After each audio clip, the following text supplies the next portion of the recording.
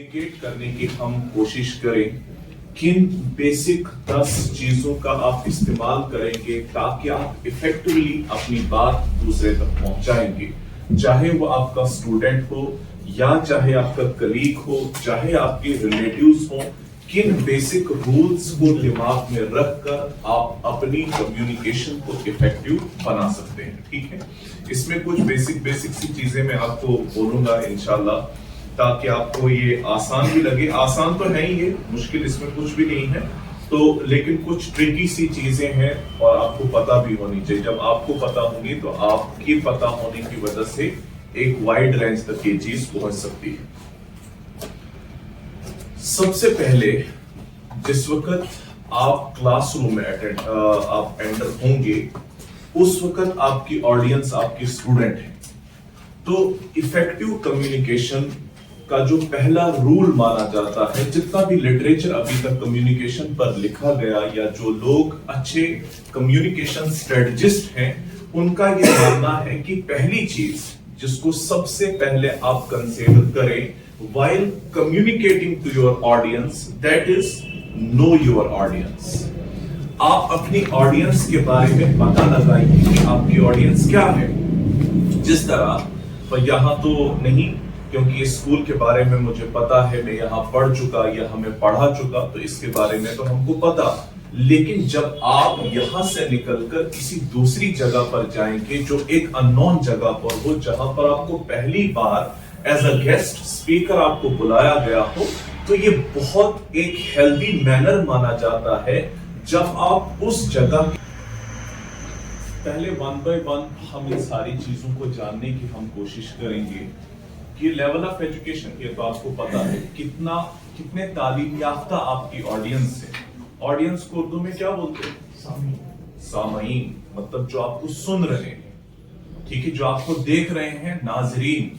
ठीक है, तो सामीन और नाजरीन आपके कैसे हैं, उनका लेवल ऑफ एजुकेशन क्या है। तो देखिए, हमेशा हमारी सोसाइटी में, जिस किस्म के सोसाइटल सेटअप में हम रहते हैं, यहां पर एक खास किस्म की बीमारी लोगों के अंदर पाई जाती है। यहां पर हमारे जहां पर भी जो भी कॉलोनाइज्ड सेटअप से निकले हुए लोग हैं, क्योंकि हम इससे पहले अंग्रेजों के गुलाम थे, अंग्रेजों से पहले मुगलों के गुलाम थे, जो भी गुलामी के इससे निकलकर आते हैं, उनका माइंडसेट गुलामाना होता है। हमारे माशरे में आज भी एक काबिल और एक तालीम याफ्ता इंसान का मायार वो कितनी अच्छी अंग्रेजी बोलता है, और खूबसूरती का मायार कोई आउटलुक्स में कितना अच्छा है। ये हमारा लेवल ऑफ इंटेलेक्ट इतना नीचे है कि हम किसी की खूबसूरती, हालांकि किसी इंसान का खूबसूरत होना उसकी जहानत और उसकी फतानत से रिफ्लेक्ट होता है, लेकिन हमारे माशरे में किसी इंसान की खूबसूरती उसके गोरेपन से देखी जाती है या उसकी काबिलियत उसकी अंग्रेजी से देखी जाती है। हालांकि अंग्रेजी इससे ज्यादा कुछ भी नहीं है, ये लैंग्वेज है, एक इंटरनेशनल स्टेटस इसको मिला। We use this as to communicate with the people, nothing more than that. कल को अगर इसी इंग्लिश की जगह हम अरबिक देखेंगे, हम अरबिक को प्रमोट करेंगे। कल को अगर हम उर्दू देखेंगे, उर्दू को प्रमोट करेंगे। हर एक लैंग्वेज की हैसियत यही है कि उसकी मदद से हम अपनी बात दूसरों तक पहुंचा सकते हैं। तो इसमें कोई ये नहीं है कोई जो ज्यादा तेज अंग्रेजी बोलता है तो हमें लगे कि ये बड़ा काबिल है। नहीं, काबिलियत का मायार इंसान की अंग्रेजी नहीं हो सकता। तो पहली चीज लेवल ऑफ एजुकेशन, आपकी जो ऑडियंस है उनका लेवल ऑफ एजुकेशन क्या है। और हमेशा एक बेस्ट कम्युनिकेटर उस इंसान को नहीं कहा जाता कि जो अपनी जबरदस्त वोकैबुलरी के साथ पूरी ऑडियंस को खामोश कर दे। नहीं, सबसे बेस्ट कम्युनिकेटर उस इंसान को कहा जाता है जो सबसे आसान और ल्यूसिड मैनर में अपनी ऑडियंस को अपनी बात समझा सके। जब ऑडियंस को आपकी बात समझ आएगी तो आपकी ऑडियंस आपके अंदर एक इंटरेस्ट फील करेगी। जब ऑडियंस ऐसी हो और आपका यहां से बोलने का लेवल ऐसा हो कि ऑडियंस उसको अंडरस्टैंड ना करे, at the time you will be considered as a failed communicator. आपको एक कामयाब कम्युनिकेटर कहा नहीं जाएगा। बहुत सारे लोगों के साथ ऐसा होता है। देखिए, जब खासकर हम पीजी करके आते हैं या यूनिवर्सिटी से जब नए नए आए होते हैं हम, तो हमें जब क्लास दी जाती है, हमारी कोशिश होती है कितना ज्यादा से ज्यादा हम बच्चों को बोलें ताकि इन पर एक रौब जैसा छा जाए हम कितनी चीजें जानते हैं। हालांकि उन चीजों को जिनको आप उन पर पोर डाउन कर रहे हो उसको सोक नहीं करते, उनकी रिसेप्टिविटी उसमें नहीं है। इसका मतलब whatsoever you are giving to your audience, they are not receptive for that, वो उसके लिए रिसेप्टिव नहीं है। इसलिए पहला रूल हमारा जो इफेक्टिव कम्युनिकेशन का है वो है नो योर ऑडियंस, जिसका पहला सब हेडिंग हम कहेंगे लेवल ऑफ क्लियर है सबको। दूसरा, उनका कल्चरल बैकग्राउंड क्या है। कल्चरल बैकग्राउंड बहुत इंपॉर्टेंट है। जब आप किसी भी इंसान के कल्चरल बैकग्राउंड को इग्नोर करके उसके सामने कुछ बोलना शुरू करोगे, ये फसाद की वजह बन जाती है। मिसाल फॉर एग्जांपल, यहां पर बहुत सारे पढ़े लिखे ही तो सारे लोग हैं। कल को आपका अपॉइंटमेंट, मिसाल जो नए नए यहां पर पोस्ट ग्रेजुएट्स हैं, कल को आपका अपॉइंटमेंट डोडा टाउन में नहीं, डोडा से दूर भरत में आपकी फॉर एग्जांपल आपका अपॉइंटमेंट होता है, या बलेसा में होता है, या गुंदना में होता है। लेकिन वहां का कल्चरल बैकग्राउंड जाने बगैर अगर आपने क्लास में डिलीवर करना शुरू कर दिया, इसका मतलब आपका पहला जो टीचिंग के साथ जो आपका एक्सपीरियंस था और आपके मुतालिक जो लोगों का ओपिनियन था वो खराब हो जाएगा। क्यों? क्योंकि आपने अकॉर्डिंग टू देयर बैकग्राउंड, उनका कल्चरल बैकग्राउंड को कंसीडर करने के बगैर ही वहां पर डिलीवर किया, जिसकी वजह से ना ही तो उनकी नजरों में आप एक बेहतरीन टीचर बने और ना ही तो आप उनको कोई फायदा पहुंचा पाए। सही। इस वक्त फॉर एग्जांपल मैं डोडा टाउन में हूं, मैं यहां का कल्चरल हेरिटेज जानता हूं, मैं यहां बहुत सारे लोग जो बैठे हैं उनका बैकग्राउंड जानता हूं। मैं अकॉर्डिंगली जब उसके हिसाब से डिलीवर करूंगा तो रिसेप्टिविटी मिलेगी। लेकिन अगर आपके कल्चरल बैकग्राउंड को इग्नोर किया जाए और ऐसे ही जो कुछ मैंने पढ़ के आया हूं वो बोल दिया जाए, तो वो ज्यादा असरअंदाज नहीं होगा। तो इसीलिए टीचर को कहा जाता है ये एक आर्टिस्ट है, इसका टीचिंग एक आर्ट है, ये एक स्किल है जिसे इंसान सीख सकता है। और बगैर इस आर्ट के कोई भी इंसान अगर ये टीचर बनना चाहे वो एक इफेक्टिव टीचर नहीं बन सकता है, वो एक इफेक्टिव कम्युनिकेटर नहीं बन सकता है। Number third is your emotional, इसमें जरा थोड़ी एग्जांपल होनी चाहिए कल्चरल बैकग्राउंड। हाँ, कल्चरल बैकग्राउंड। मिसाल देखो, कल्चरली हम क्या है, कल्चर किस चीज से बनना है, हमारा रहन सहन, हमारे घर का माहौल या जिस सोसाइटल सेटअप में हम रहते हैं, वो सारी चीजें मिलकर हमारा कल्चरल बैकग्राउंड बनाते हैं। फॉर एग्जांपल मैं अपनी मिसाल कोट करूंगा। For example, I being the audience of you people, अगर मैं आपकी ऑडियंस होऊंगा, मेरे बारे में आप पता लगाएंगे कि ये इसका क्वालिफिकेशन ये है कि किस फैमिली से बिलोंग करता है, किस एरिया से बिलोंग करता है। देखो, हर एक एरिया की अपनी अपनी स्पेसिफिसिटी होती है। मिसाल, यहां पर अगर कोई फॉर एग्जाम्पल बलेसा का कोई है, नहीं है, बलेसा के लोगों में आप देखेंगे ना, जब आप उनसे बात करेंगे पहले स्टेज पे वो कश्मीरी करेंगे, कुछ ही टाइम का they will switch to the Kashmiri और उसके बाद अंग्रेजी बोलना शुरू होती है। क्यों? वो इंफीरियरिटी अपनी उस छुपाने की वजह से वो प्रोजेक्ट करना चाहते हैं अपने आप को to better than that of the others. हालांकि उससे इंसान बेटर नहीं बनता। वो इंसान जो अपनी जुबान के साथ वफा नहीं करता, अपनी मादरी जुबान के साथ वफा नहीं करता, वो दुनिया में किसी भी कल्चरल हेरिटेज के साथ वफा नहीं कर सकता। तो वो सारी चीजें मिला के इसी तरह से गुंदना है, इसी तरह से मुख्तलिफ एरिया जो है, हर एक का अपना अपना कल्चरल बैकग्राउंड हुआ करता है। तो उस कल्चरल बैकग्राउंड को देखते हुए, मिसाल फॉर एग्जांपल, मुझे पहले जब मैं आया था तो एक प्रॉब्लम मेरी टीचिंग में थी। मैं बड़ा, हालांकि मैं ह्यूमरस वे में बोलता था, यार तुम गांव के, तो मेरा सेंस वो नहीं होता था to make them feel that you are inferior and we the people who are living in cities are superior. No, not at all. इस वक्त तो बिल्कुल ये नरेटिव ऑल टुगेदर चेंज है। The people living in the village are far more better than the people living in the cities, irrespect to the education whatsoever the criteria you will take, हर हिसाब में वो हमसे better हैं, उनकी तहजीब हमसे better है। ठीक, ये दूसरी बात है कि वो फिर अपनी तहजीब को छोड़कर हमारी तहजीब में रखना चाहते हैं और खुद भी बद तहजीब हो जाते हैं, दैट इज देयर ऑप्शन, वो दूसरी बात है। लेकिन कहने का मतलब है जब हम ह्यूमरस वे में कभी ऐसा बोलते हैं तो वो एक नेगेटिव इंपैक्ट कॉज करता है। It is very important to know the cultural background of your audience. Done.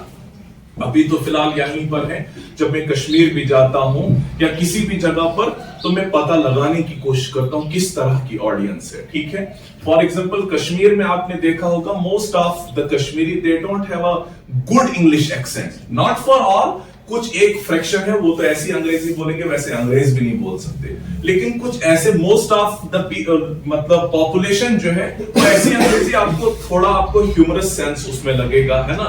Z को जड बोलते हैं, सिविलाइज्ड लिपिडस, है ना, तो इस तरीके से बोलते हैं। लेकिन उनको उस तरीके से उस चीज को कंसीडर करना, उनको अगर डायरेक्ट उस पर हिट किया जाए ना तो बुरा मान जाएंगे, तो उसके बाद आपका कम्युनिकेशन इफेक्टिव नहीं हो सकता। इसलिए उनको बड़े स्मार्टली इस चीज के बारे में कहा जाए, मतलब जिस तरह से हम किसी काने को डायरेक्ट काना नहीं कहेंगे, उसको कहेंगे आपकी आंखों में क्या तकलीफ, हालांकि कहने का मकसद एक ही सा है। तो इसी तरीके से कल्चरल बैकग्राउंड को मानना बहुत जरूरी है। तीसरी चीज जो मैंने आपको बोली दैट इज इमोशनल रिसेप्टिविटी। किसी भी इंसान की पर्सनैलिटी के 4 कंपोनेंट्स हैं। कितने कंपोनेंट्स हैं? 4। बताओ कौन कौन से? ये उस वीडियो में था, मत देखिए, अगर देखिए होती टाइम बच जाता ना। बताओ जी, किसी भी इंसान की पर्सनैलिटी के 4 बेसिक कंपोनेंट्स हैं, बताइए शाबाश, कौन कौन से?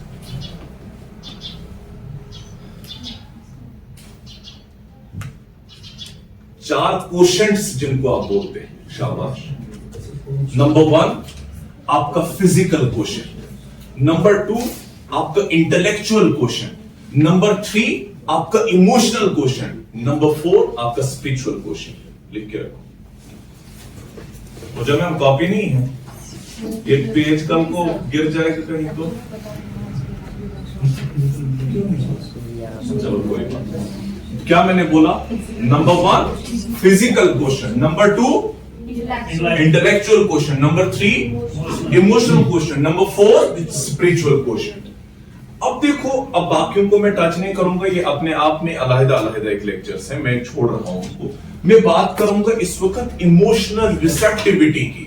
मैंने आपको बोला ना, इस वक्त जितने लोग, for example more than 20 teachers are sitting in this classroom, हर एक अपने घर से आया, इनका घर में किन हालातों के साथ ये घर से निकले मुझे नहीं पता, लेकिन कुछ ना कुछ थोड़ा बहुत साइकोलॉजिकली हम पता लगाने की कोशिश करेंगे। मतलब कोई हो सकता है किसी के घर में कोई बीमार हो, कि कोई ब्रेकफास्ट के बगैर आया हो, या किसी के दिमाग में कुछ और चल रहा हो, तो साइकोलॉजिकली या इमोशनली हम देखते हैं कि आप डिफरेंट तरह के बैकग्राउंड से आए। तो उस इमोशनल बैकग्राउंड की को सिमेट्री में लाने के लिए ये भी टीचर का एक आर्ट है, ये भी अच्छे कम्युनिकेटर का आर्ट है। थोड़ा बहुत आप पता लगाएं उनके इमोशंस के बारे में, उसके बाद अकॉर्डिंग क्लास में आप उनको टारगेटिंग करें in a very positive manner so that they will feel comfortable in the class. तो emotional receptivity is very important. देखो, टीचर और खासकर टीचर और स्टूडेंट की हम बात करें, it's an emotional bond. If you succeed in creating this bond strong, अगर आप इस बॉन्ड को स्ट्रांग बनाने में कामयाब हुए हैं तो आप इसको महसूस करेंगे कि इस इमोशनल रिसेप्टिविटी का कितना इंपॉर्टेंस है। Emotionally when you are entering in the class, आपको खुद ही पता चलेगा क्लास का रिसेप्टिवनेस क्या है। क्योंकि अगर आपने बच्चों पर अपने कुछ ऐसे नकूश आपने छोड़े हैं, they are emotionally attached to it, वो कभी भी आपकी बात को स्किप नहीं करेंगे। तो ये भी कम्युनिकेटर का कमाल होता है कि वो आपकी उस टेंडर नर्व पर हाथ रखता है, टेंडर नर्व पर हाथ रखता है, और उसके बाद आपको उस कम्युनिकेटर का सुनना आपको अच्छा लगता है, भले ही कितने भी डिफरेंसेस क्यों ना हो, लेकिन स्टिल व्हेन ही और शी स्पीक्स आपको उसका सुनना अच्छा लगता है। क्यों? क्योंकि उसने आपके उन इमोशंस के साथ, उन सेंटिमेंट के साथ इतना स्मार्टली और टैक्टफुली उसने डील किया है कि आपको अपनापन उस क्लास में महसूस होता है, आपको अपनायत जैसी महसूस होती है। Coming to the psychological need. अब साइकोलॉजिकली देखो, फॉर एग्जांपल अभी पूजा मैम ने बोला सर हमें पता नहीं था क्लास है आज, इसका मतलब psychologically she was not mentally prepare, psychologically और मेंटली शायद ये प्रिपेयर नहीं थे कि आज फिर से क्लास होगी, लेकिन सडनली जब इसको पता चला कि आज क्लास है तो अब कुछ टाइम लगेगा इसका जो फ्रेमवर्क, इसका जो थॉट प्रोसेस था आज के दिन के मुतालिक, आज दिन में जाएंगे, बाहर धूप में बैठेंगे, फिर हम बात करेंगे, तो हर एक का अपना अपना ओपिनियन है, लेकिन ऑल ऑफ सडन इसको कहा गया नहीं आज तो फिर से क्लास है, तो क्लास के इस माहौल के साथ एक्लिमेटाइज होने में she will take some time. So it is very important to know the psychological needs of your audience. कोई डाउट? किसी को कोई शक? क्लियर है हर एक चीज? तो क्या मैंने बोला, ऑडियंस को जानने के लिए 4 चीजों का जानना जरूरी है: level of education, cultural background, emotional receptivity and psychological needs. Very good, चलिए फिर आगे।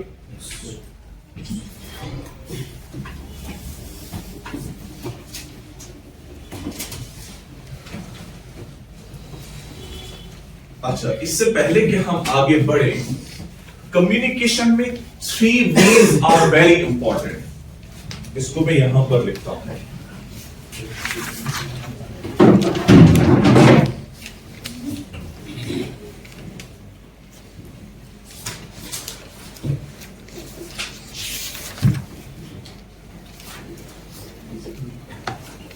Three V's of communication.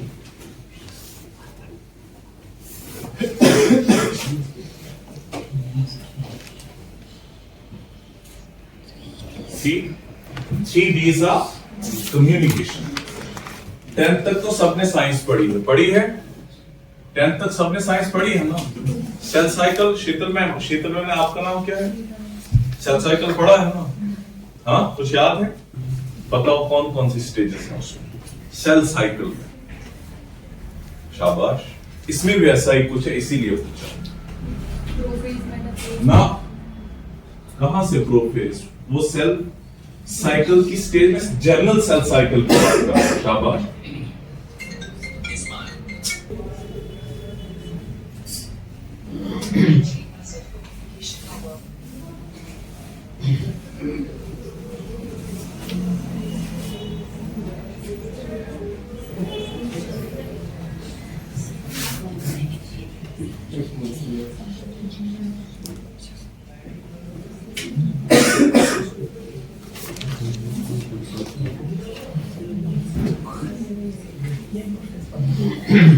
Three V's of communication.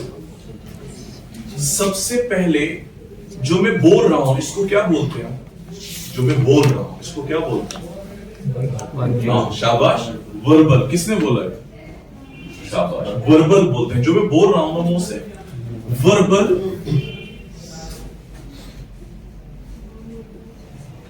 शाबाश, नॉन वर्बल। हाँ, तीसरा मैंने परसों आपको बोला था, बोलो अगर ये नहीं पता होगा तो सारे उल्टे काम पकड़ो। हाँ, बेवकूफ, विजुअल।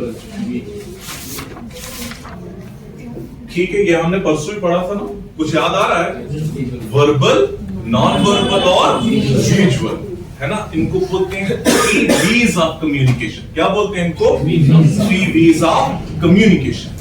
देखो, वर्बल जो है ना, जिसको हम बोलते हैं कि बहुत जबरदस्त बोला, इसका कम्युनिकेशन में सिर्फ 7% रोल है। कितना? अंदाजा करना आप। 7% रोल है वर्बल का। जो कुछ आप बोल रहे हैं ना, उसका ऑडियंस पर जो इन्फ्लुएंस है वो सिर्फ 7% है 100 में से। कितना? 7। उसके बाद नॉन वर्बल का, ये मैंने परसों भी शायद बोला था ना, 38 और सबसे ज्यादा विजुअल का दैट इज 55%। कितना? 55%। जो आप बोल रहे हैं सिर्फ 7%। जो नॉन वर्बल आप बोल नहीं रहे हैं और विजुअल वो कितना है? 55%। तो विजुअलाइज करना, जो भी कम्युनिकेटर हो टॉप टू बॉटम वो देख कैसा रहा है, उसका आई कांटेक्ट कैसा है, उसकी डिलीवरेंस कैसी है, वो किन लफ्जों का इस्तेमाल कर रहा है, किस अंदाज से कर रहा है, जो सारी चीजें क्या हो रही है? विजुअलाइज। विजुअलाइज किसको बोलते हैं? जिसको हम देख पा रहे हैं। और वर्बल मीन्स ये खामोश, इनमें कोई लफ्ज नहीं होता। जब आप डेरोगेट करें, किसी को घूर घूर के देखें, इसका मतलब गुस्से से आप देख रहे हैं, ठीक है? आप स्माइल से देख रहे हैं, when you are happy with someone, कहने का मतलब ये है कि ये नॉन वर्बल जिनको आप यूं ही ले लेते हैं, ठीक है? तो 38% of the impact they cost over the audience, 55 आपकी बॉडी लैंग्वेज और सिर्फ 7% आपका वर्बल आ गया। क्या आ गए? 3 V's ऑफ कम्युनिकेशन। बातचीत के 3 सुनहरे उसूलों में 3 V's जिनको कहा जाता है वो है वर्बल, नॉन वर्बल और विजुअल। हाँ, नॉन वर्बल और विजुअल को किस तरह देखो? विजुअल में इसको आप दूसरे लफ्जों में इसको सीधा बॉडी लैंग्वेज कहिए।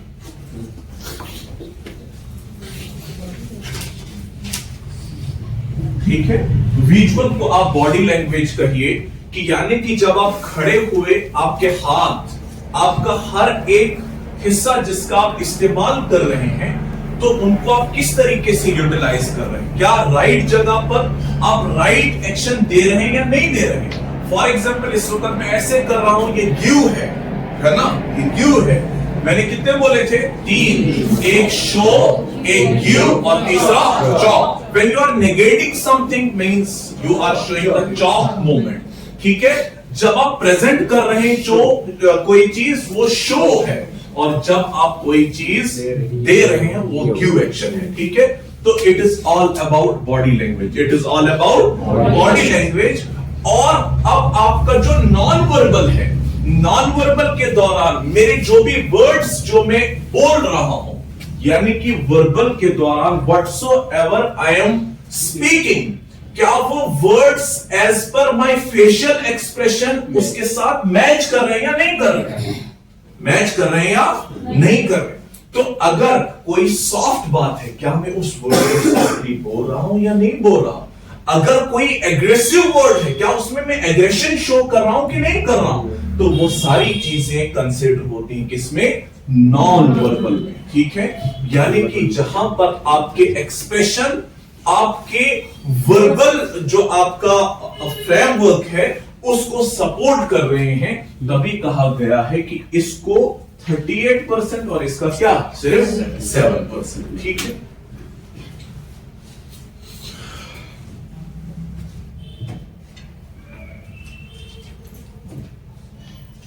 अच्छा, दूसरा मैंने परसों भी आपको कहा, कम्युनिकेशन के दौरान 2 चीजें हैं। एक वो जिसको आप सोर्स कहते हैं, सोर्स यानी कि जो स्पीकर है,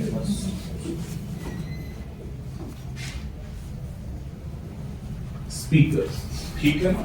जो बोल रहा है, जब वो डिलीवर कर रहा है, उसका डिलीवर करना, वो बोल क्या रहा है? फॉर एग्जाम्पल मैं इस वक्त बोल रहा हूं, मैं कोई अपनी इंफॉर्मेशन या मैसेज को क्या कर रहा हूं? कन्वे कर रहा हूं। यानी कि यहां बीच में क्या है? मैसेज, जिसको मैंने क्या करना है? डिलीवर करना है। और आप जितने भी लोग हैं, आप परसीवर हैं। आप क्या हैं? परसीवर हैं। ये सोर्स ये मैसेज को क्या करना चाहता है? डिलीवर या परसीव करना चाहता है। तो किनको? परसीवर को, ठीक है? तो अब जब ये परसीव करेगा, इसमें इंपॉर्टेंट है क्या यहां से ये परसीवर वापस यहां कुछ दे रहा है या नहीं दे रहा?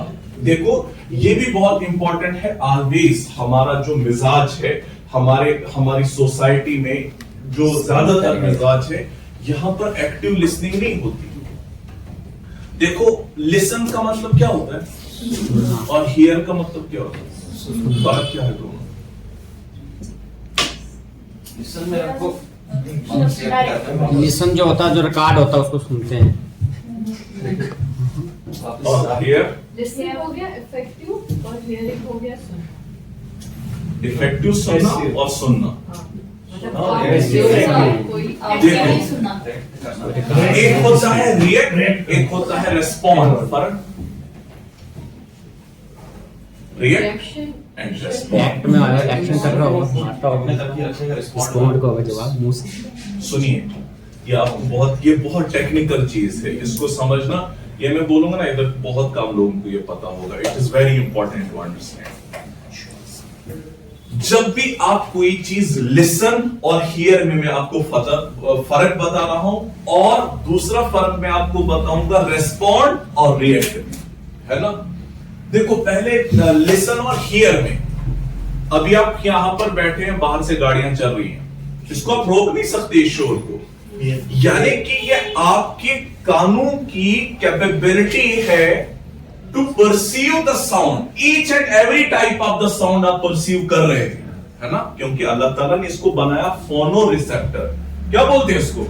फोनो means sound. Whatsoever the sound will produce inside the room or outside the room, your ear will perceive it, है ना, करेगा ना। ये रिसेप्टर है ना, रिसेप्टर का काम ही होता है लेना। तो ये साउंड सिग्नल्स को लेगा, ठीक है, इसको हम बोलेंगे हियर।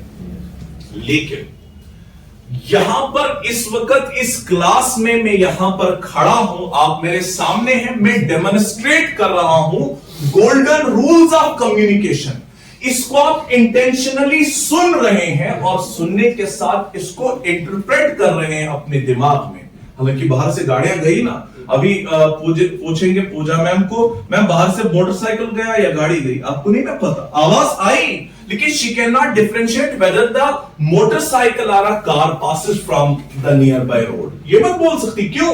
क्योंकि इसके कानों में आवाज आई, इसने इस आवाज पर कान नहीं धरा, ये हियरिंग है। लेकिन मेरी आवाज पर आप इंटेंशनली इसको सुन रहे हैं और उसको अकॉर्डिंगली अपने दिमाग में इंटरप्रेट कर रहे हैं। This is what the difference between the hearing and listening, ठीक है। तो यहां पर रिक्वायर्ड लिसनिंग है, और लिसनिंग भी कैसी?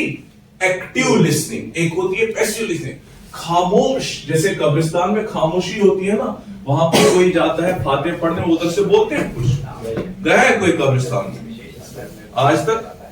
जो गए होंगे तो वहां से कोई आवाज आती है? नहीं, सन्नाटा होता है, ठीक है। तो जिंदू और मुर्दू में यही फर्क है, हालांकि सुनते वो भी हैं। हमारा ये ओपिनियन है कि जब इंसान इस दुनिया से रुखसत हो जाता है, वो खत्म नहीं होता, वो ट्रांसफर होता है एक दुनिया से दूसरी दुनिया। वो सुनते हैं लेकिन रेस्पॉन्ड नहीं करते। लेकिन हमारा ये मानना है, जब तक हम जिंदा हैं उस वक्त तक हम क्या करें, हमारा पैसिव लिसनिंग ना हो, बल्कि हमारी क्या हो, एक्टिव लिसनिंग। क्या हो हमारी? Active listening. एक्टिव लिसनिंग में आप कभी ऐसे करोगे, कभी ऐसे करोगे, जो आपको इंपॉर्टेंट आप ऐसे करेंगे। इसका मतलब आप जो एक्सप्रेशंस दे रहे हैं वो इस चीज का रिफ्लेक्शन है, that you are understanding the things and you are perceiving the message which the source is giving. Source जो कुछ मैसेज दे रहा है, आप उसको परसीव कर रहे हैं। समझ आ रही है? समझ आ रही है? बोर तो नहीं हो रहे आप? हाँ, जबरदस्ती तो नहीं बिठाया? बिठाया भी होगा तो मैं क्या करूं, मैंने तो हाँ। दूसरा देखो, रिएक्ट और रेस्पॉन्ड। हमारा मामला, अगर हम देखो कम्युनिकेशन में, ठीक है, अशरफ साहब मेरे बहुत क्लोज रहे हैं, बहुत सालों से हम इकट्ठे हैं। इन्होंने बहुत बिगिनिंग से भी देखा और आज भी मुझे देख रहे हैं, ठीक है। मेरा बिहेवियर रिएक्टिव था। रिएक्टिव मतलब पता है, कोई उधर से बोले to every action there is equal and opposite. देखो वहां पर रिएक्शन है, respond to every action there is equal respond है नहीं। इसका मतलब फिजिकल चीजों में अगर हम कहेंगे अपोजिट रिएक्शन तो ठीक है, लेकिन इंसान के मुतालिक रिएक्शन नहीं बल्कि रेस्पॉन्ड होना चाहिए। रेस्पॉन्ड एक civilized manner of communicating things है, और reaction is a negative component of a personality of a person. जब आप रिएक्टिव बन जाएंगे ना, देखो कुछ लोग होते हैं वो टाइम करके जवाब देते और बड़ा फख्र से, मुझे बर्दाश्त नहीं, मैं मुंह पे बोल देती हूँ। ये मुंह पे बोल देना कमाल नहीं है, इसको एब्जॉर्ब, उस स्पंज की तरह एब्जॉर्ब करना, उसके बाद थोड़ी देर रुकना, उसके बाद अपनी अकल को ठिकाने पे लाकर वापस उस पे रेस्पॉन्ड करना या बोलना, that is what is the real character of a good personality is, है ना। लेकिन अक्सर हम क्या है, रिएक्टिव। तो रिएक्टिव चीज जो है इंसान की पर्सनैलिटी को दबाती है, उभारती नहीं। और जितना भी आप अपनी प्रैक्टिकल लाइफ में जितना ज्यादा चीजें आपको हर्ट करेंगे ना, और उसके बाद आप उसको रिएक्ट नहीं करेंगे बल्कि आप अकलमंदी के साथ रेस्पॉन्ड करेंगे, तो उतना हर गुजरते सालों के साथ आपकी शख्सियत में एक जाज़बियत आएगी और आपकी शख्सियत बड़ी करिश्मेटिक होगी। लोगों का एक अच्छा ऑरा आपकी इर्द गिर्द डेवलप हो जाएगा।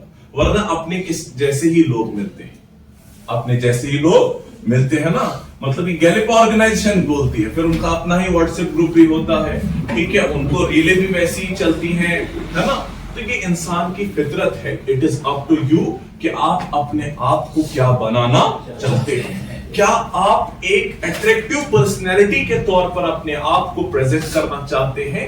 देखो कुछ लोगों की पर्सनैलिटी ऐसी होती है, बड़ी रिपेलिंग टाइप होती है, कोई उनके साथ no one wish to stay with them. वजह क्या है, तो ये जो रिएक्टिवनेस है ना, ये फॉर द टाइम बीइंग आपको सुकून देता है। तभी बोलते हैं ना, गुस्सा एक ऐसी शय है जो अकेला आता है लेकिन साथ में इंसान की अकल को ले है कि नहीं। हालांकि ये बहुत मुश्किल काम है, ये इतना आसान नहीं है। मैं जितनी खूबसूरती के साथ बोल रहा हूं ना, इतना खूबसूरती के साथ एक्ट नहीं कर पाता।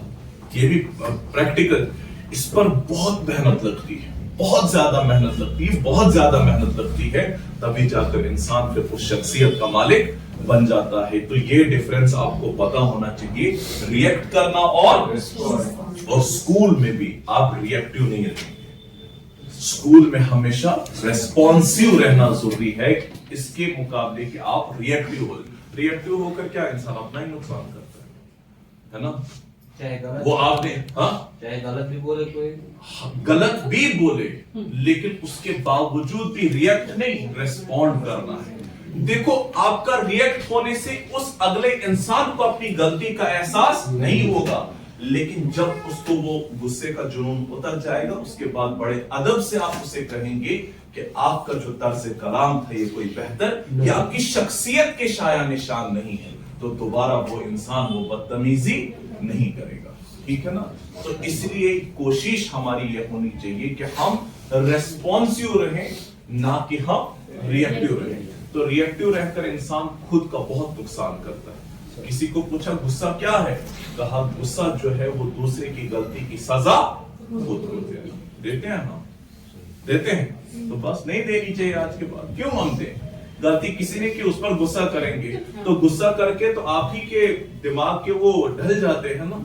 तो इसलिए बेटर है कि गुस्से पर काबू पाने वाला इंसान जो है वो अच्छी शख्सियत का मालिक बन जाता है।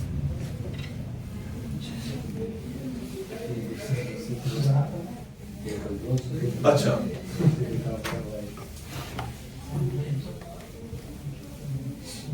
दूसरा, अच्छा कम्युनिकेटर कौन होता है, जो अपनी कोई भी बात को इस खूबसूरती के साथ, स्टोरी टेलिंग के बारे में आपको कोई नॉलेज है। स्टोरी टेलिंग भी एक स्किल माना जाता है और बहुत बड़ा स्किल है। जो भी एक खासकर ये नॉवेलिस्ट होते हैं, वो किस खूबसूरती के साथ अपनी स्टोरी को डिलीवर करते हैं। अब जो देखते होंगे ड्रामे, उनको पता है कितना उनके अंदर अट्रैक्शन कितना होता है कि एक बार इंसान देखे ना तो दूसरी बार खुद दिल करता है कि और देखे। वो क्या है, that is what the story telling is. ठीक है। तो दूसरा इंपॉर्टेंट रूल इसका है कि जब आपने चीजों को कम्युनिकेट करना है, टेल द स्टोरीज और रियल लाइफ के साथ उसको कनेक्ट करें, so that you will be considered as a good communicator. दूसरा पॉइंट लिखिए, नो द ऑडियंस के बाद टेल स्टोरीज।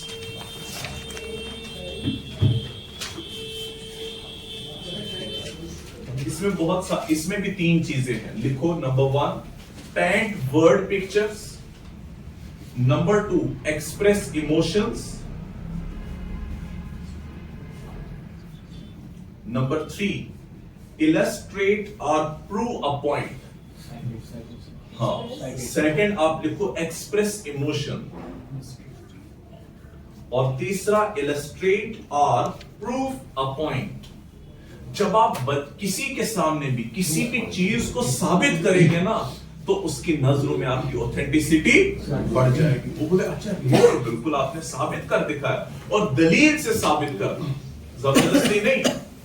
जबरदस्ती से कोई चीज मनवाई नहीं जाती, बल्कि दलीलें देकर, अपने अच्छे एक्सप्लेनेशन देकर हम चीजों को समझा सकते हैं।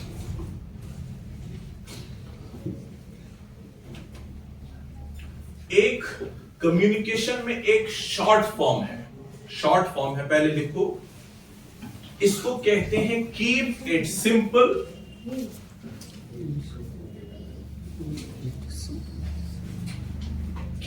सिंपल, कॉमा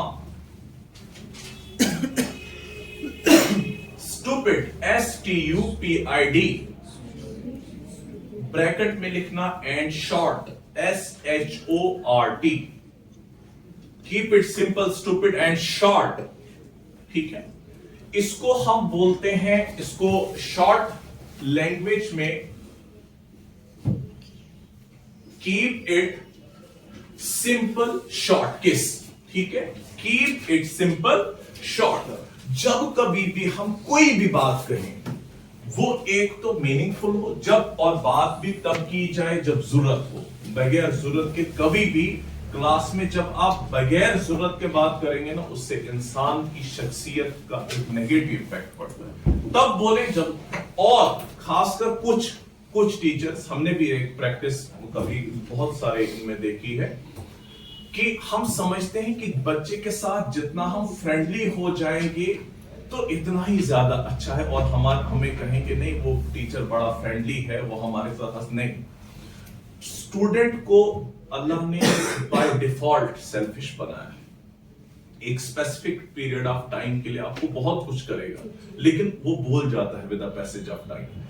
इसलिए मतलब ऐसा रहा जाए कि वो तरसे कि कब एक मुस्कुराहट के साथ मेरा उस्ताद मुझसे बात करे, वो तरसे कि वो हमको पहले तो बोलने में उसको डर लगे कि मैं कितना खुशनसीब हूं, आज फलानी सर या फलानी मैम ने मेरे साथ फोटो लिया। वो तभी है ना जब उसको वो क्यूरियोसिटी रहेगी, जब आपने उस क्यूरियोसिटी को खत्म किया होगा तो वो नहीं होगी फिर दोबारा। तो तभी बोलते हैं keep it simple and short, चीजों को बिल्कुल सिंप्लीफाइड में। और ये एक उसूल है, कुरानी उसूल भी है, कूलू कौलन सदीदा, सीधा सीधा। आपकी बात में कोई जोल ना हो, आपकी बात में कोई लचक ना हो, आपकी बात में कोई कजी और टेढ़ ना हो, सीधा एक फट दो टोटे, जिसको हम बोलते हैं अपनी लैंग्वेज में। बात इतनी सीधी हो जो सीधी समझ में आ जाए, जिसका कोई आए बाएं दाएं का कोई मतलब ना निकले, ठीक है। Keep it simple and short. तीसरा लिख लिया आपने। Coming to the fourth one,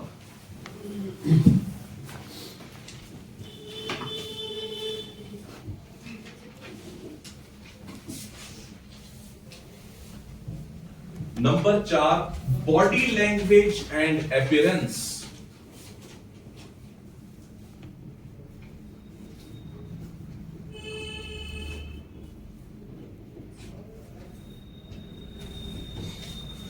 body language and morning assembly में मैंने खुद देखा है यहां पर, ठीक है। अक्सर तो नहीं बोलेंगे, लेकिन अच्छी एक क्वांटिटी टीचर्स की, खासकर फीमेल्स की, आप देखना, आपने नोटिस भी किया, आप मुझसे एग्री करेंगे बिल्कुल।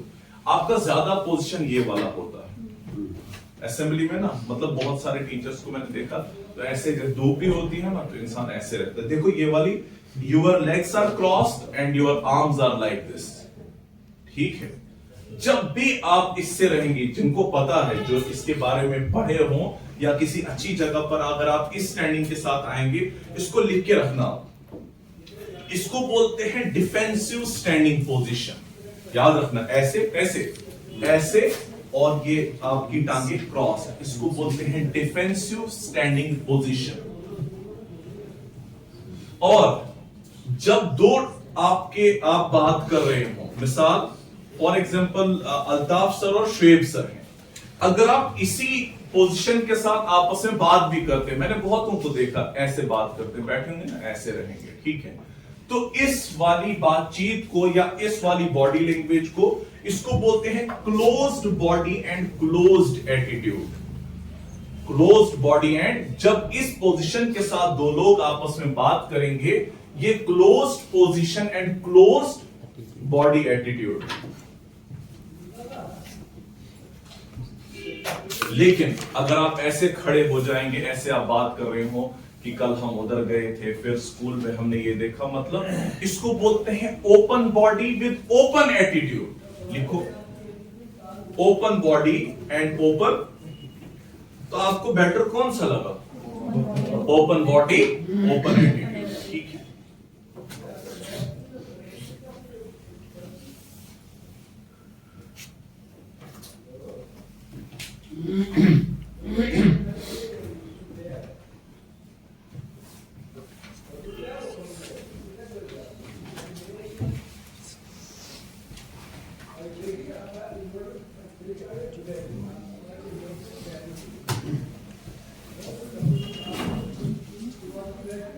अब कितने हो गई? 4।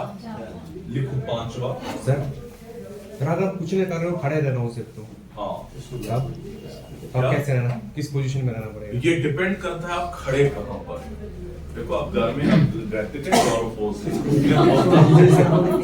जहां आप, जब भी आप किसी प्रोफेशनल जगह पर हैं, जहां पर आप काम कर रहे हैं, वहां पर आपकी पोजीशंस मैटर है। अब घर में मत देखेगा, ऐसे नॉर्मली आप कहीं पर हैं वहां चलेगा, लेकिन when you are at your professional place, तो वहां पर इन पोजीशंस का खास ख्याल रखना जरूरी है, ठीक है। वहां पर आपको नोटिस किया जाता है, यहाँ पर तो नहीं, लेकिन अल्लाह करे आपको किसी बड़ी जगह पर कल को मौका मिलेगा तो वहां याद आएगा कि सर ने कुछ बोला था।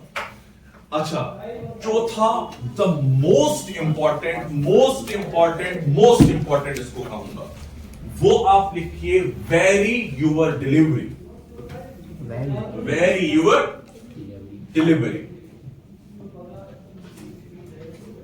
Very your delivery. जब से मैं बोल रहा हूं, जब से मैंने ये लेक्चर स्टार्ट किया, आपने देखा होगा कुछ चीजें मैंने जरा जोर से बोली, कुछ चीजें मैंने हल्की बोली, फिर मैंने तेज बोली, फिर मैंने स्लो बोली। इसको बोलते हैं change your delivery. When you are delivering a lecture, change your notion, change your, जिसको आप बोलते हैं टोन। इसमें 4 चीजें आती है। Number 1, projection. प्रोजेक्शन मीन्स, देखो एक होता है येलिंग, मैंने परसों बोला था ना, येलिंग मीन होता है चिल्लाना, वो प्लीजेंट नहीं होता कभी। एक होता है प्रोजेक्शन, एज पर मैंने बोला था, be as big as the room is, मतलब उतनी अपनी आवाज को आप बढ़ाइए जितनी की आपकी ऑडियंस है। फॉर एग्जाम्पल अभी मैं सर से बात कर रहा हूं, सर आपको ये लेक्चर कैसा लगा, तो ऐसे बोलूंगा ना। जब मैं कहूंगा मैम आपको ये कैसा लग रहा है, ये उधर देख रहे थे, ये क्या बोलेंगे बताओ, मैंने क्या बोला अभी लास्ट, बताओ सच बोलो। नहीं, ये जो लास्ट सेंटेंस मैंने क्या बोला, ईमानदार तो है ये, चलो very good, excellent, I appreciate your, ये ईमान वाले लोग ऐसे होते हैं, सच बोलते हैं। इसमें क्या है? नंबर 1 बेटा, प्रोजेक्शन। प्रोजेक्शन का मतलब देखो, प्रोजेक्शन हर एक को, इसकी सबसे ज्यादा जरूरत है हमारे मंदिरों में जो पंडित हैं और हमारी मस्जिदों में जो मौलवी हैं। याद रखना, मैं अक्सर ये बोलता हूं क्योंकि इनके हाथों में बहुत एक बड़ी ताकत अल्लाह ने दी है। They are the pious, considered to be the pious people of the society. लेकिन इनको ये स्किल सीखना बहुत जरूरी है। जब ये चिल्लाते हैं ना, इनके चिल्लाने की वजह से बहुत सारे डिस्ट्रैक्शंस क्रिएट होते हैं। When they fail to deliver in a मतलब in a किसको, इसे हम कहेंगे इस वर्ड को, in a effective manner, तो उसकी वजह से कंफ्यूजन्स भी होते हैं, है ना। इसीलिए projection is very important. Number two is articulation. ये सबसे खूबसूरत चीज है। आर्टिकुलेशन आपको पता है? आर्टिकुलेट किसको बोलते हैं? आर्टिकुलेट मेडिकल, बताओ आर्टिकुलेशन किसको बोलते हैं? अगर आपको नहीं ना आया छोड़ूंगा नहीं। आर्टिकुलेशन ये साइंस का वर्ड है। आप बोलो, आप हाँ शुभ। आर्टिकुलेट का दबो। ब्लड सर्कुलेशन के लिए अरे नहीं, बोन्स के रिलेटेड। अब तो बोलो, अगर अब भी नहीं आया ना। आर्टिकुलेट का दबो ये उसको करंट ये बे लोगों को पता जोड़। आर्टिकुलेट मतलब होता है चीजों को जोड़ना। आर्टिकुलेशन का मतलब है ड्यूरिंग योर स्पीच आप किस तरह से कनेक्ट कर रहे हैं चीजों को। दैट क्रिएट्स, हाँ, जिसको आप उर्दू में तसलसल कहते हैं। आपने देखा होगा जो अच्छे अच्छे कम्युनिकेटर्स है ना, आप उनकी उस डिलीवरेंस में एक कनेक्टिविटी पाते हैं अपने और स्पीकर के दरमियान। वो भी एक आर्टिकुलेशन है। अगर मुझे नहीं पता मैं कितनी हद तक कामयाब हुआ इसमें कि नहीं, लेकिन अगर मैं आप 20 या 25 लोगों को अटेंटिव रख रहा हूं अपनी डिलीवरेंस की वजह से, इसका मतलब I am a good articulator. मैंने अच्छी तरह से चीजों को आर्टिकुलेट किया, जिसकी वजह से आप हियर नहीं कर रहे हैं मुझे, आप लिसन कर रहे हैं। तो क्लास में बच्चे आपको हियर नहीं करने चाहिए, बल्कि आपको लिसन करने चाहिए। Number 2 is articulation. Number 3 pitch. Number 3 is pitch. आवाज भारी या आवाज हल्की करना, या मोटी या पतली भी जिसको आप बोलते हैं। Number 4 is rate. कुछ लोग बहुत तेज और फ्रिक्वेंटली बोलते हैं और वो पॉसिबल नहीं है उनकी बात समझ में आए, ठीक है, तो उसको बोलते हैं हम रेट। कितनी चीजें मैंने बोली? प्रोजेक्शन, आर्टिकुलेशन, पिच और रेट। ठीक। जब इंसान पांचवा रूल, सॉरी कितना आ गया? 6। जब मैं यहां पर कोई भी, मतलब मैं तो प्रोफेशनली स्पीकिंग, जब मैं किसी जगह डिलीवर करता हूं, it's matter of my repo also, है ना। जब कोई भी, जब आप अपने आप को अच्छा टीचर नहीं सुनना चाहते, है ना, अगर आप सुनना चाहते हैं तो इस चीज को अब अगर आपको पता होगा हम किस तरीके से इसको आर्टिकुलेट करें। हर एक इंसान चाहता है कि मैं मेरे मुतालिक एक अच्छा ओपिनियन लोगों के अंदर हो। मैं जिस ऑडियंस को डील करता हूं वो ऑडियंस मेरे मुतालिक एक अच्छा गुमान और मेरे मुतालिक अच्छा बोले। ये इसमें बुराई है? कोई नहीं बुराई है इसमें कोई। तो इसीलिए हमारी कोशिश ये होनी चाहिए कि जिस वक्त हम डिलीवर करें तो हम अपनी रैपो का ख्याल रखें, और रैपो बिल्ड करने में बहुत देर लगती है। तो हम अपने इस कम्युनिकेशन के दौरान किसी ऐसी चीज का या किसी ऐसी बात का या किसी ऐसी चीज का इस्तेमाल ना करें जिसकी वजह से आपकी रैपो पर एक नेगेटिव इंपैक्ट क्रिएट हो। कम्युनिकेटर इस चीज का भी दिमाग ख्याल रखता है। देखो रैपो,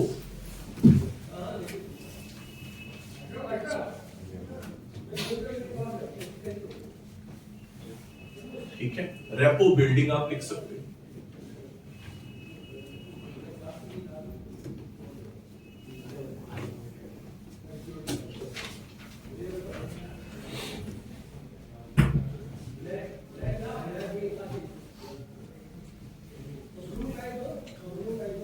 सातवां लिखिए आप, बी सिंसियर। इसमें एक कोट में आपको लिखाऊंगा, वो हमेशा याद रखना। अगर आपको अच्छा लगे, मुझे तो बहुत अच्छा लगता है। बी सिंसियर का मतलब क्या है? क्या आपके दिमाग में आया? शाबाश। Be sincere,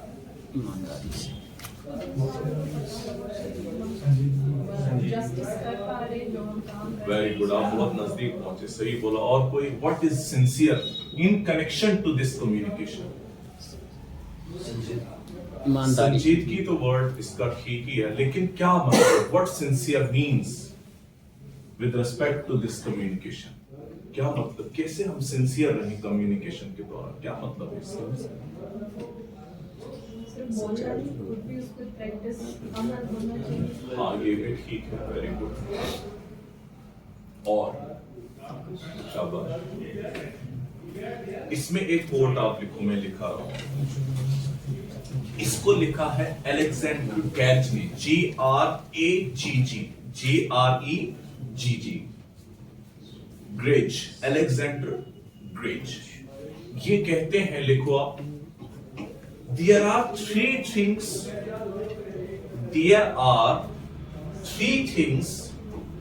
to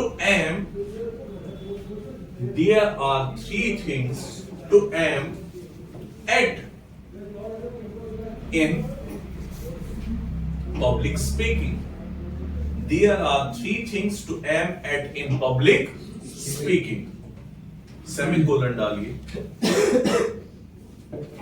First, get into your subject, FIRST. First, get into your subject, comma. First, get into your subject. Number 2, then get your subject into yourself. Then Then your get your subject into yourself, subject comma. And lastly,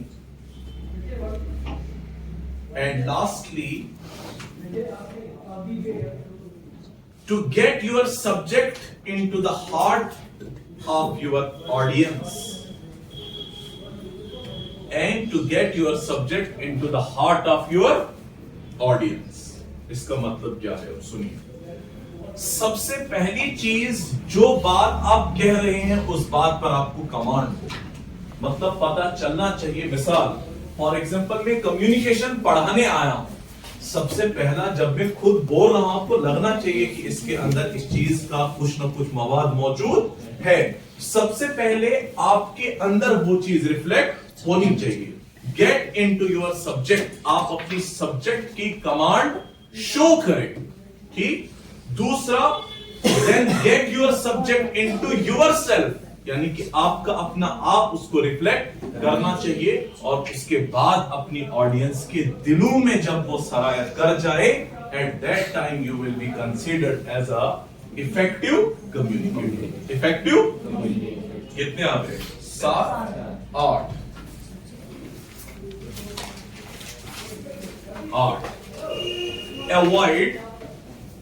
Avoid distracting visuals, verbals and vocals. जो ऊपर 3 V's थे ना, इसमें किसी भी किस्म का destructive visual ना हो, ना वर्बल हो, ना वोकल हो। किसी भी किस्म का डिस्ट्रैक्टिंग विजुअल, वर्बल या वोकल चीज ना हो, मतलब जिससे ऑडियंस डिस्ट्रैक्ट हो जाए। फॉर एग्जांपल, मैं कम्युनिकेशन पढ़ा रहा हूं, अगर मैंने आपको देखना है, जिसको आप बोलते हैं आइस ब्रेकर। आइस ब्रेकर समझते हैं आप? आइस ब्रेकर समझते हैं आप? क्या होता है? शाबाश। आइस ब्रेकर थोड़ी कम, हाँ? दो पार्टी क्या? आइस ब्रेकिंग क्या शाबाश। दो पार्टी के बीच में कोई टेंशन या वैसे तकल्लुफ बहुत ज्यादा हो, उसको भी आइस ब्रेकर बोलते हैं। जब क्लास में आपको लगेगा ना थोड़ा बोर हो रहा है, या क्लास में कहीं भी, उसके बाद आप कोई ऐसी चीज बोले जिसकी वजह से वापस ऑडियंस की अटेंशन आपकी तरफ आ जाए, लेकिन उसमें भी ख्याल ये रखा जाए कि वो जो बात आप कह रहे हैं वो भी रिलेट करनी चाहिए आपके किसके साथ? आपके टॉपिक के साथ। फॉर एग्जांपल, मैं कम्युनिकेशन की बात कर रहा हूं, अगर मैंने कोई जोक भी आपको सुनाना है, that should be related to the communication, ताकि आपका अटेंशन बिल्कुल डिस्ट्रैक्ट ना हो। अवॉइड करना है किसी भी डिस्ट्रक्टिव विजुअल को भी, डिस्ट्रक्टिव वोकल को भी, डिस्ट्रक्टिव वर्बल को भी। कितने हो गए? 8। We are remaining with 2 now. ये भी इंपॉर्टेंट है, इंपॉर्टेंट नहीं बल्कि बहुत इंपॉर्टेंट है, ठीक है। Make your eye contact, make your eye contact. जब तक ना ऑडियंस की आंखों में आंखें डालकर कम्युनिकेटर बात करे, उसको कभी भी कोई भी एक इफेक्टिव कम्युनिकेटर नहीं करेगा। और सिर्फ एक की तरफ नहीं, हर एक की आंखों की तरफ देखकर वो कहे, और उसकी वजह से बोलने वाले के अंदर ये बात पता चलती है कि उसकी बात के अंदर ऑथेंटिसिटी है। बोलते हैं ना, वो आंखों से आंख नहीं मिला पाता। कब नहीं मिला पाता? जब इंसान के अंदर किसी चीज की कोई लैकिंग हो।